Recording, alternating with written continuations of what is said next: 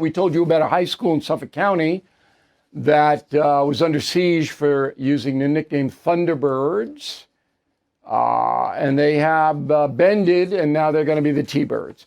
That's okay. I understand. Because they'd have to spend hundreds of thousands of dollars because the state of New York is driving this thing. Again, to fight the state to keep Thunderbirds. Thunderbird somehow is a slam on Native American culture. It's not. It's made up by the progressives. It's stupid. But I wanted to give you an update on that. Here's another update. So you'll remember that in November of 2023, 3 thugs beat up 2 cops in the Bronx on a subway platform. And there was videotape of it. Today, 2 out of the 3 showed up in court again. Kareem McClary and Isaiah Jamasi. Okay? The case was adjourned for the 20th time in the Bronx. 20th time. They have to show up again in November. That means 2 years.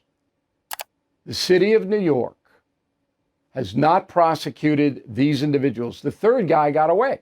They can't even find him. The cops can't find him. Now, it's so outrageous, and the judge was Timothy Lewis. And originally, when they were booked for beating up the cops, they're let out with no bail. So these guys have been free for 2 years, and they just got their 20th adjournment. Okay? This means there is no justice system functioning in New York City. It does not function. You can beat up a police officer. They don't want to try the case. The defense, the public defenders representing these thugs, they know that. And they go in with, we need more time. More time? You got it on videotape, pal. Okay? This should have been adjudicated 18 months ago. It's just an outrage. It really is. And then we get into the crime stats. So Mayor Adams is not polling well. We all know that. But his only positive is that crime is going down. It is. But it's a little misleading. And I want to bring that to your attention. So when a crime complaint is brought to the attention of police, it is then put into a computer.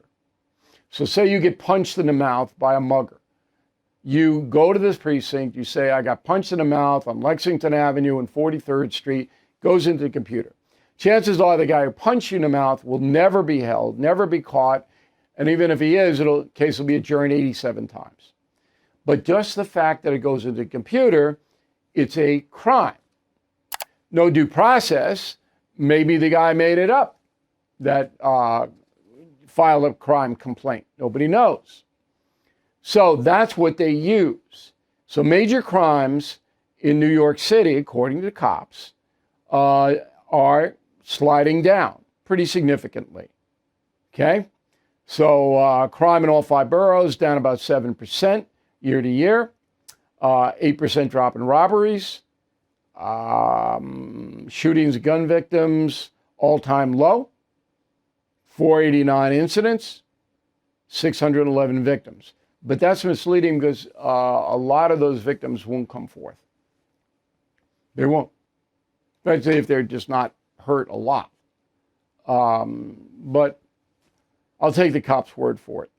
Now, up big last month, in August, murder, up 33% year to year, and rape.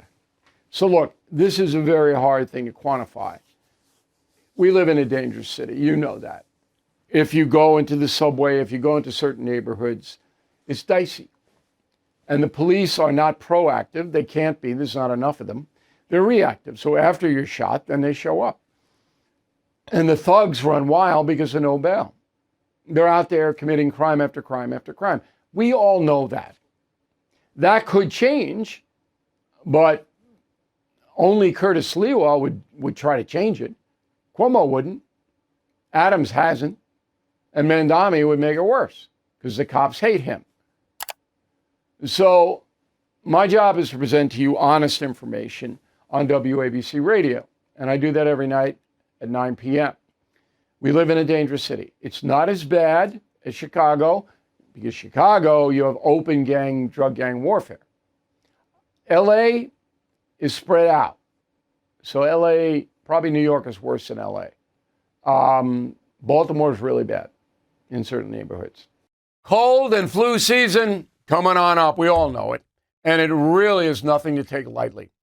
So when people start getting sick all across the country, medications disappear. Everybody wants it at the same time.